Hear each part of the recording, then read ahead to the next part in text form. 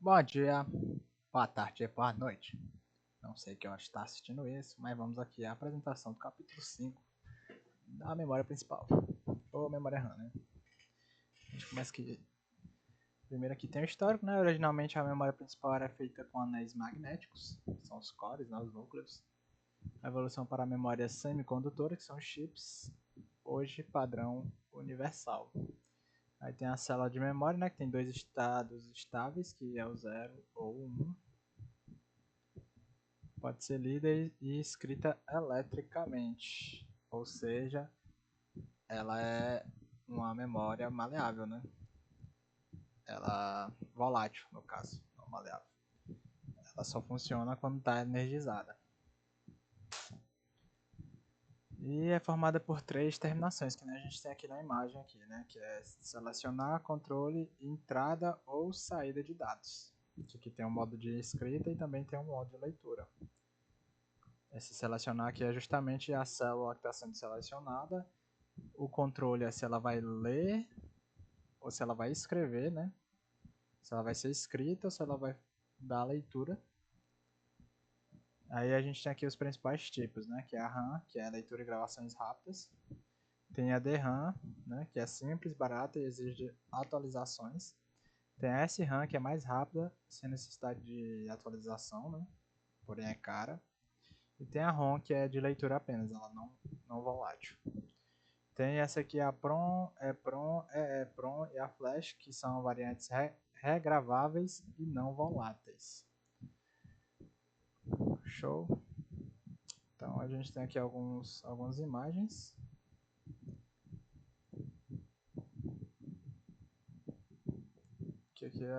Nessa daqui a gente tem aqui uma célula de memória, né? Que nesse primeiro caso aqui é uma célula de RAM dinâmica, né? Que é a DRAM. A gente tem aqui o transistor, tem a linha de endereço, transistorzinho, capacitor que armazena, né, o bit. E nesse segundo aqui a gente tem a célula de RAM estática, que é a SRAM, né? Que é essa SRAM aqui.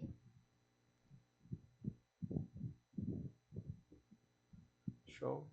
Aí a organização aqui, memórias organizadas em arrays de células, linhas e colunas. E lógica de endereçamento permite acesso direto, que é o Random Access, né? Que no caso RAM significa Random Access Memory, né? Que é a memória de acesso aleatório. Que a informação pode estar em qualquer local lá da memória. Aí temos aqui algumas aplicações, né, que é da DRAM é a memória principal, alta densidade e baixo custo. Tem a SRAM, que é a cache, que é de alta velocidade. E tem a ROM, que é a firmware e programas fixos. A gente tem mais uma imagem aqui, que representa aqui, que é uma DRAM de 16 megabits, 4M por 4, né? Esse aqui é o array de memória, 2048 por 2048 por 4. Tem um buffer de endereço aqui de linha, buffer de endereço de coluna também. Tem um contador de refresh aqui, aí tem um mux, né, que vai fazer aqui esse mux aqui vai fazer a seleção, né, do que vai ser lido aqui, né? Temos aqui um decodificador de linha. Aí tem um circuito de refresh aqui também e um decodificador de coluna. Aí tem o buffer de entrada de dados e o buffer de saída de dados. Né? A saída de dados entra aqui na entrada de dados e ele está escrevendo aqui em algum canto.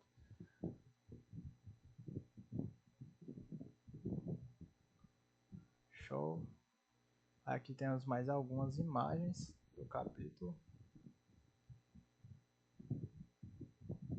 Onde essa daqui é a organização de uma memória de 256 kilobytes, né? A gente tem aqui um registrador de endereço de memória, que é o MAR 99. A gente tem aqui o chip 1, né? E o chip 8. No caso que seriam os 8 chips aqui do registrador de buffer de memória, do meu MBR. Temos 8 vezes 212 bits. 212 bits, né?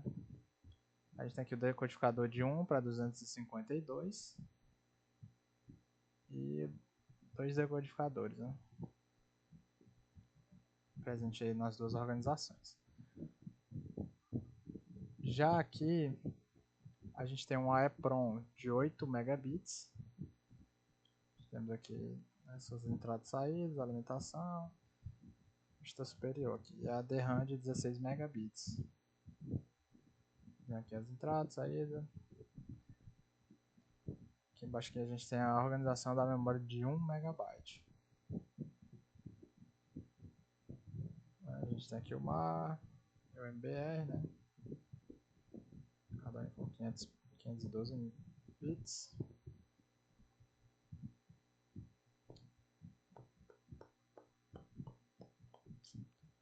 Show. Aí no tópico 5.2 ele fala aqui sobre correção de erro, né? Então a gente tem os tipos de erros, que é o permanente, defeitos físicos, células presas em 0 ou 1, que é quando dá um problema lá na memória, você perde a capacidade dela estar atualizando o estado, né? Aí elas ficam presas em 0 ou em 1. E os não permanentes, né? Que é eventos aleatórios, particular alfa, ruídos elétricos e etc. Aí temos aqui os processos de correção, que é armazena-se um código junto com os dados, tamanho de M mais K bits. Na leitura gera-se um novo código, comparando com o armazenado. Sem erro, entrega os dados, erro detectado, se possível corrigir, se não, sinaliza o erro. Ou seja, ele vai tentar corrigir, se ele não conseguir corrigir, ele vai só dizer, ó, isso aqui está com erro. Aí a gente tem aqui, nessa imagem aqui, a função do código de correção de erro, né? Tem o sinal de erro aqui, ó. Que aqui vem a entrada de dados, passa por esse CF aqui, vamos ver o que esse CF é. Deixa eu ver se eu acho.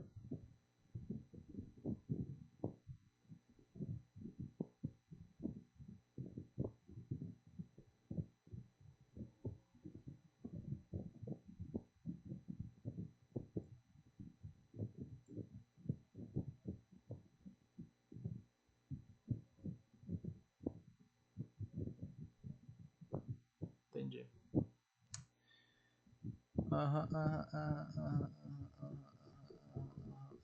Então aqui é o seguinte, vem a entrada de dados, quando eles tiverem que ser lidos para a memória aqui, vai formar um cálculo aqui para produzir um código.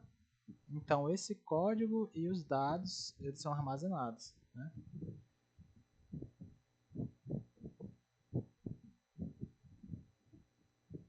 Ou seja, então o tamanho da palavra que vai ser armazenada aqui vai ser uma palavra de M mais K bits, né? Que seria a entrada dos dados e o código dessa entrada, que é gerado com essa entrada aqui. Aí vai para a memória, né?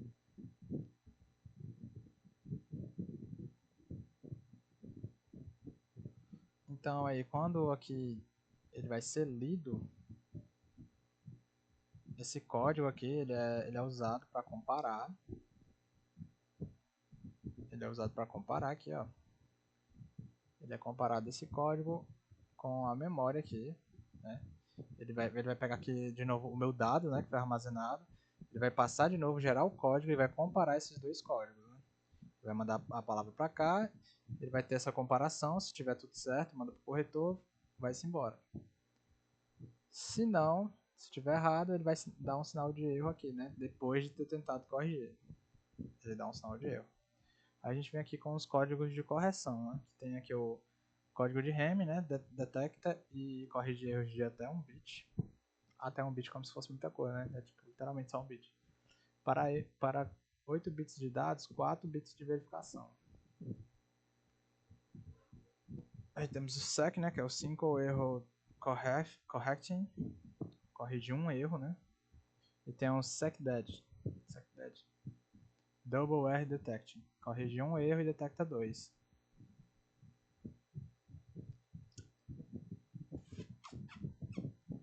A gente tem aqui o exemplo prático, né? Que é a organização típica, memória de 64 bits, mais 8 bits de verificação, 12% do overhead, né? Amplamente usado em servidores e sistemas críticos. A gente tem aqui a segunda imagem, né? Que é o código de correção do erro de Hamming. Vamos ver o que ele está dizendo aqui.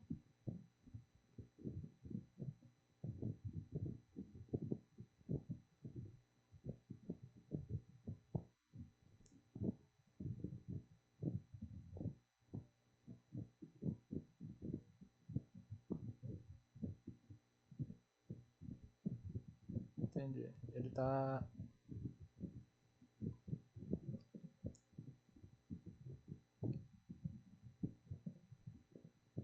Entendi.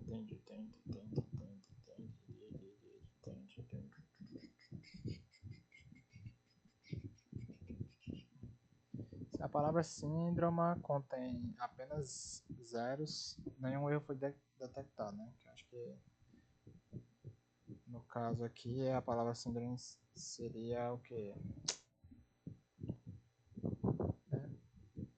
Deixa eu ver aqui.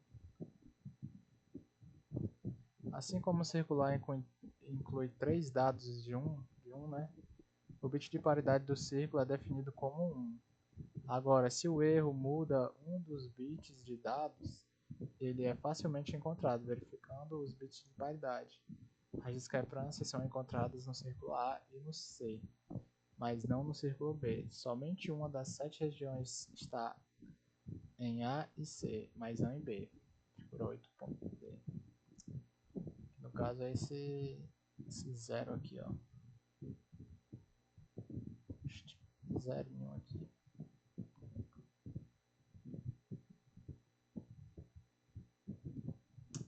Tá, eu não entendi muito bem isso aqui.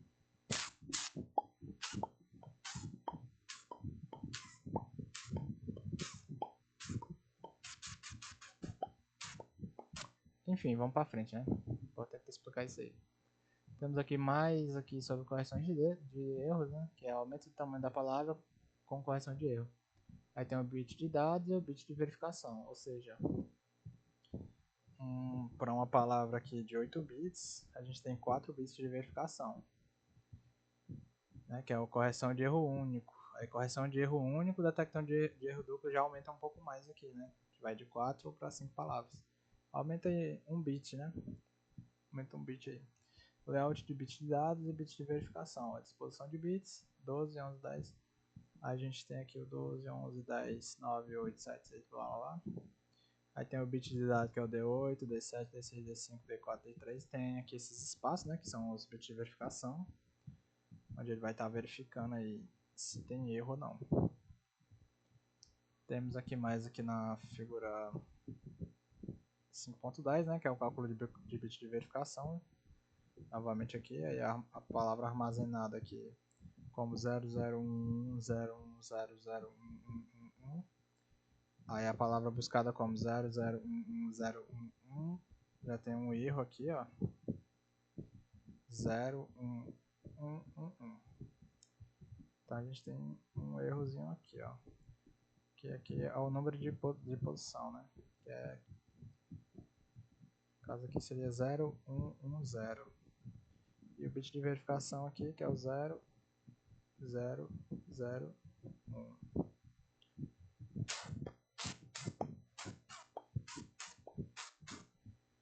A gente tem aqui o código secdec de Hamming.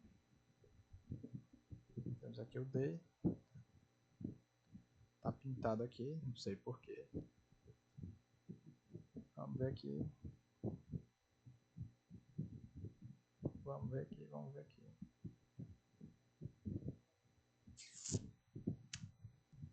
Enfim, eu não entendi muito bem aqui a questão aqui desses círculos aqui, né? Não entendi muito bem aqui.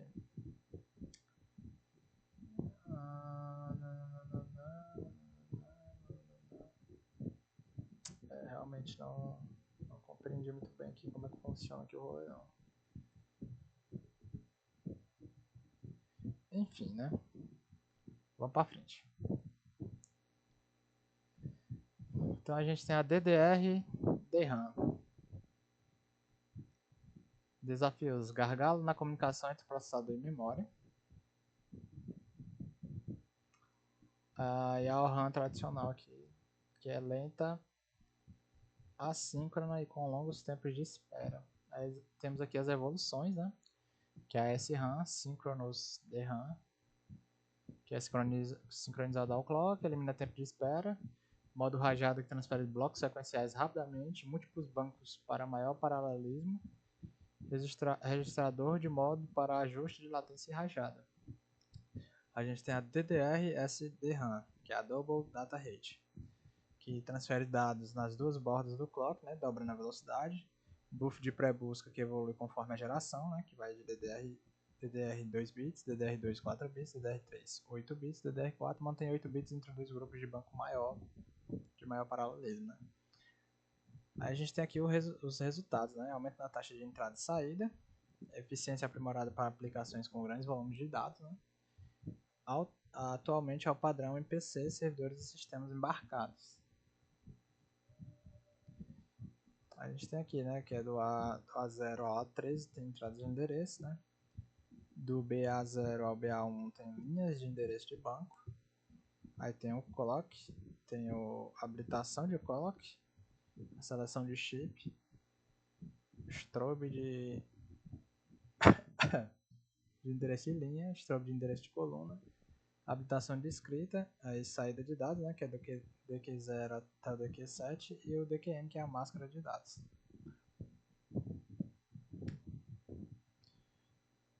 Então a gente tem um decodificador de comando aqui, de comando e gerador de clock, bem aqui.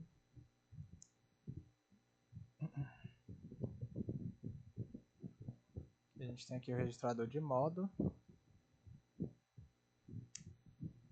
A gente tem o lat de endereço de linha aqui. Aí temos aqui o multiplexador. Aí o endereço do buffer da linha e o decodificador de linha. Aí vem uma rede de células de memória, né, no banco. Aqui em cima a gente tem um buffer de entrada de dados e um buffer de saída de dados. Temos aqui um decodificador de coluna. Aqui é a lógica de controle de banco. Aqui tem um lat de endereço de coluna, um contador de burster e um buffer de endereço de coluna aqui. No caso aqui é uma RAM dinâmica síncrona de 256 megabytes. A gente tem o esquema aqui de como é que funciona. Aí a gente vem aqui para mais algumas imagens, né?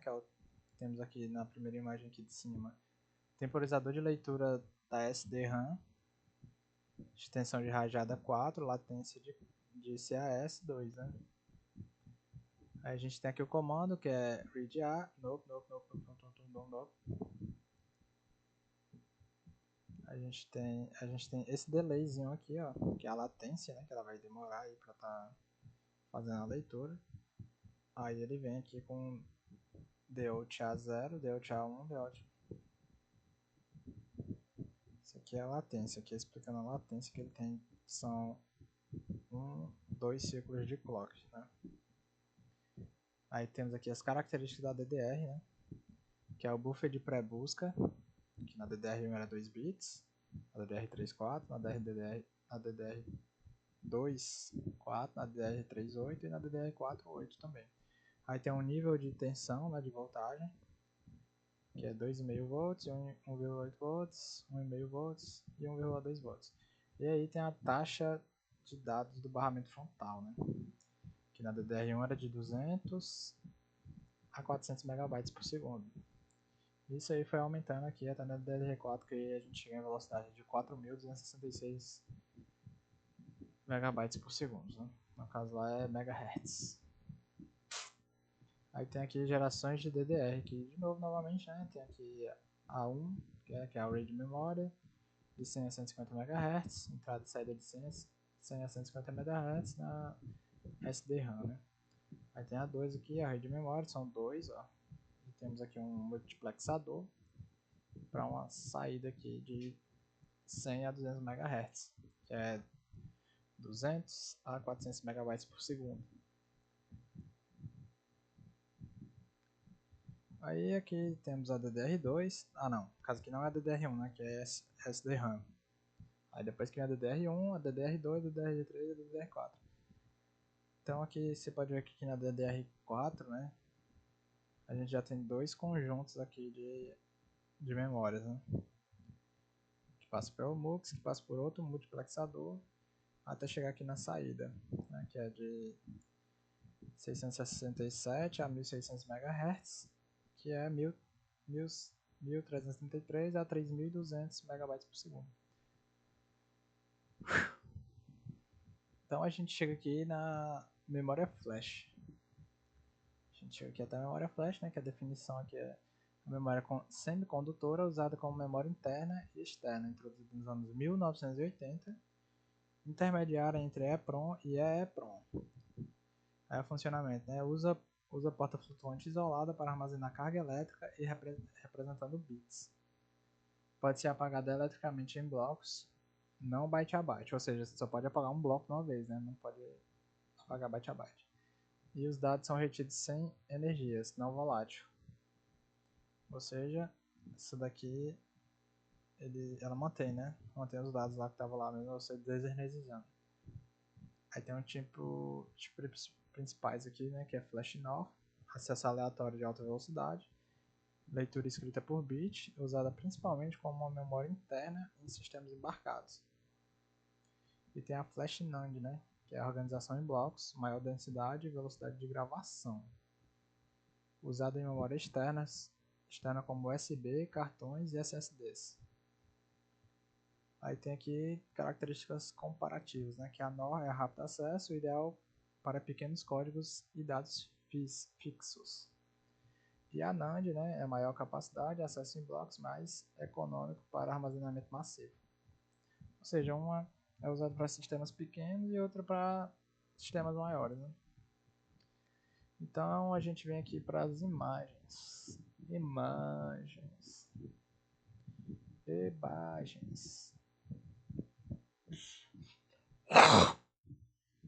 Que aqui é a operação da memória flash, né?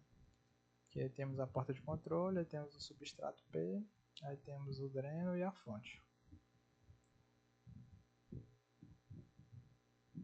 Aqui é a memória flash no estado 1 e aqui é a memória flash no estado 0. Ou seja, quando ela está no 1, né, não tem carga aqui. Quando ela está no 0, tem a carga positiva aqui e a negativa aqui embaixo.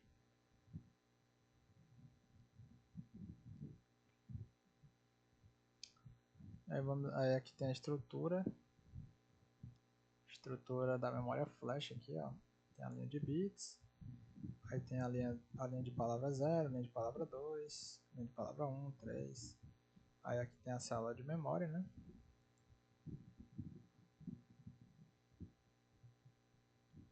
Então aqui a gente tem a estrutura da NOR e a estrutura da NAND.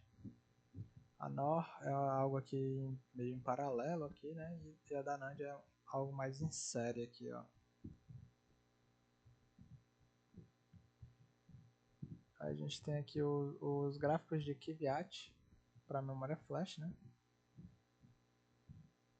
Aí a gente tem aqui, né, custo por bit, energia de standby, energia ativa. Você pode ver que aqui na NOR ela gasta mais energia em standby do que ativa, né?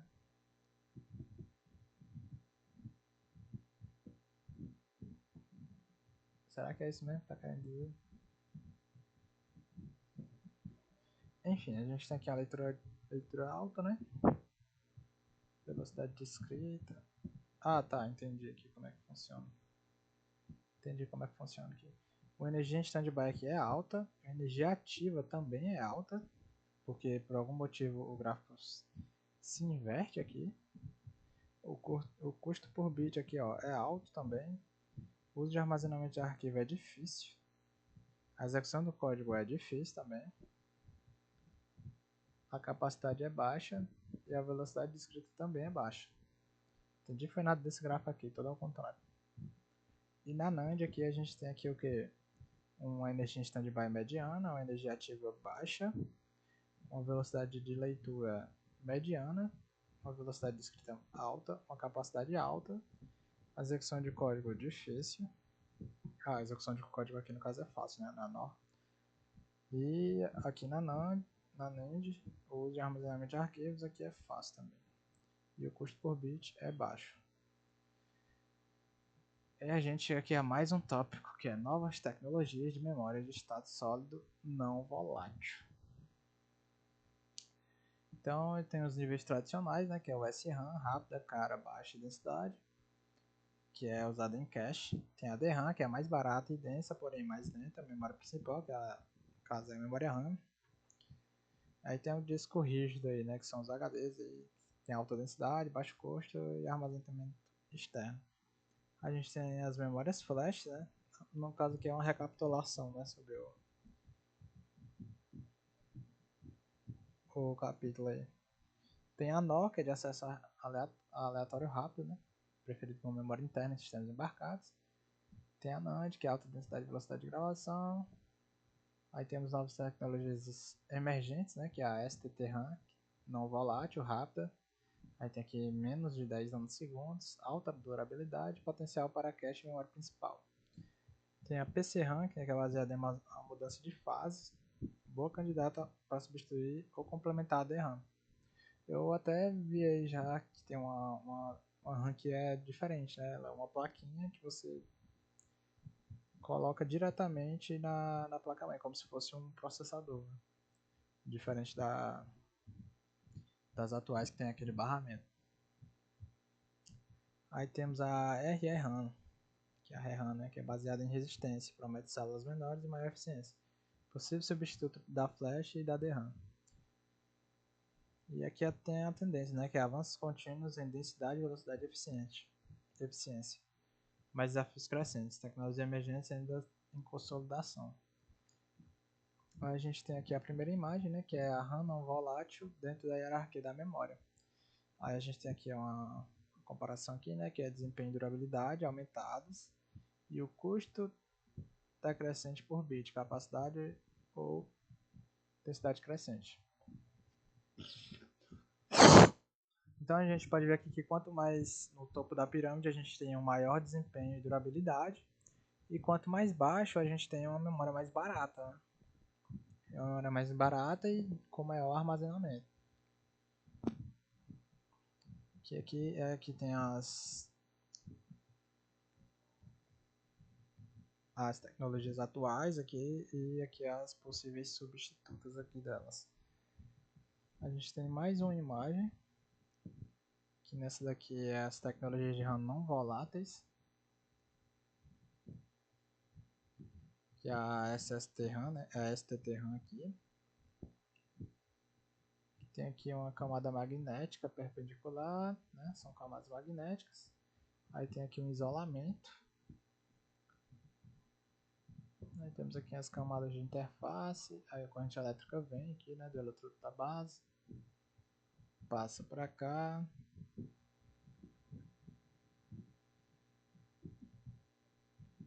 E abaixo aqui a gente tem a PC-RAM, né? A gente tem o eletrodo superior, o eletrodo inferior. Aí temos aqui os isolantes, temos um aquecedor aqui também. E o filamento. Não sei exatamente como é que esses bichos funcionam não, viu?